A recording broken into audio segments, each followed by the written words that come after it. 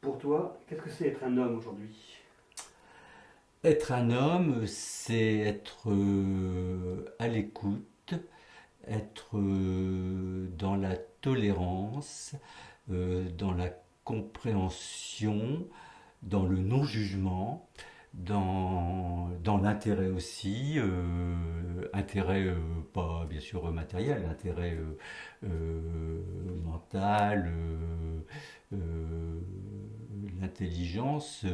J'avais un professeur d'ailleurs en parlant de l'intelligence, lui il disait quelqu'un pour moi, enfin pour lui, mais je crois que ça venait d'une autre personne, que l'intelligence c'était la personne qui se mettait à la portée des autres.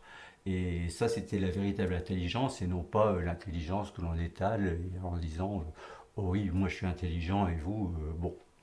Ça, c'est, et je partage complètement cette définition qu'il donnait à l'intelligence. Être dans la sagesse, mais une sagesse éclairée et non pas une sagesse imposée.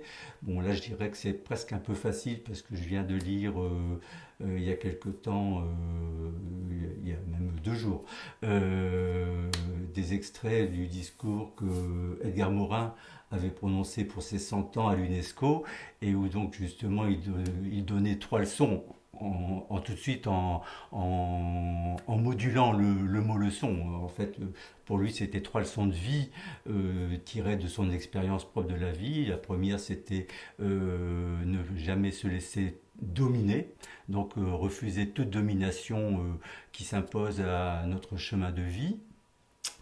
La deuxième, c'était bien prendre en compte justement la complexité humaine et éviter les jugements ou les actions qui pourraient maltraiter, anéantir d'autres personnes du fait qu'elles ne sont pas comme nous, elles ne sont pas dans la même pensée, elles ne sont pas de la même couleur, enfin ça peut aller très loin bien sûr.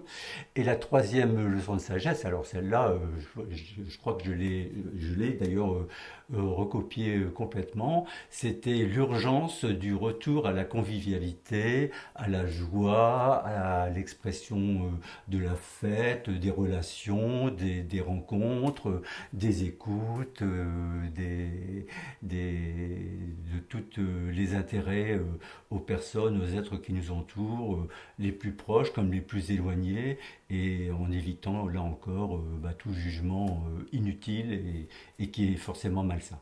Voilà.